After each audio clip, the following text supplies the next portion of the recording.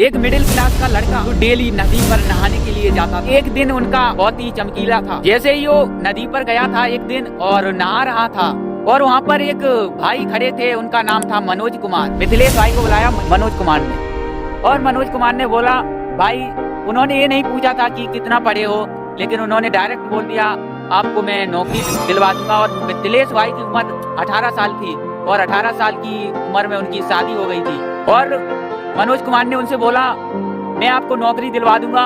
और मिथिलेश भाई को कोई भी विश्वास नहीं हुआ और मनोज कुमार लगातार बोलते गए कि मैं आपको नौकरी दिलवा दूंगा और फिर उन्हें फिर भी विश्वास नहीं हुआ और मिथिलेश भाई घर पे चले गए और नंबर वगैरह ले दिया था मिथिलेश भाई का मनोज कुमार ने। मनोज कुमार का फोन आया रात के, सुबह आपको आना है 2 लाख रुपए लेकर।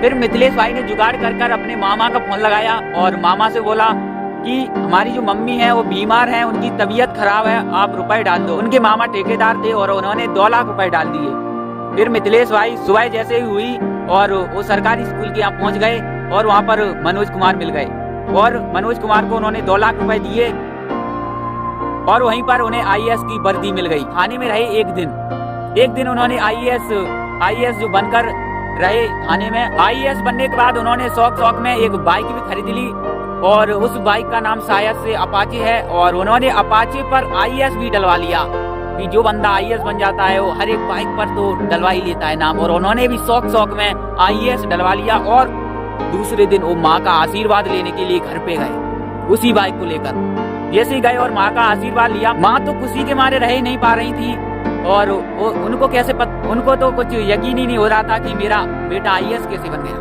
फिर भी वो सब छोड़ो और उनको भी विश्वास हुआ और माँ का आशीर्वाद लेने के बाद वो दूसरे दिन जैसे ही थाने में जा रहा था और कुछ पुलिस वाले रास्ते में मिल गए, वो भी अचंभे में पड़ गए कि भाई ये आईएएस कैसे बन गए और रोक लिया और थाने में ले गए उन्हें और फिर चेकिंग वगैरह करना शुरू कर दी। उनकी जांच पड़ताल हुई तो फर्जी आईएएस निकले और उनके जो 2 लाख रुपए थे वो भी चले गए। और मनोज कुमार की आज चेकिंग हो रही है और अभी उनका कुछ पता नहीं चला है। मिथिलेश भाई का तो कुछ नहीं होगा, जो आईएएस बने थे उनका कुछ भी नहीं होगा, क्योंकि वो एक मिडिल क्लास से, एक गरीब फैमिली से वो थे और उनको कुछ भी नॉलेज नहीं था। 10th किया था उन्होंने और वो कुछ नहीं जानते थे, गरीब परिवार से थे और पुलिस वालों ने उन्हें छोड़ दिया, आप जा सकते हो। लेकिन उनके 2 लाख रुपए चले गए और आज भी उनकी मनोज कुमार की चेकिंग चालू है और सामने आते हैं तो आपको मैं वीडियो में बता दूंगा। और आप ऐसे फर्जी आईएएस के चक्कर में ना पड़े और अपनी मेहनत से आईएएस बनकर दिखाएं और ऐसे पैसे देकर ना बने, क्योंकि आपके पैसे जा सकते हैं। फर्जी लोग, स्कैम करने वाले लोग बहुत हैं इस दुनिया में और बढ़ती जा रहे हैं, तो सावधान रहें, सतर्क रहें। तो इस वीडियो को यहीं पर एंड करते, तब तक लीजिए जय हिंद जय भारत।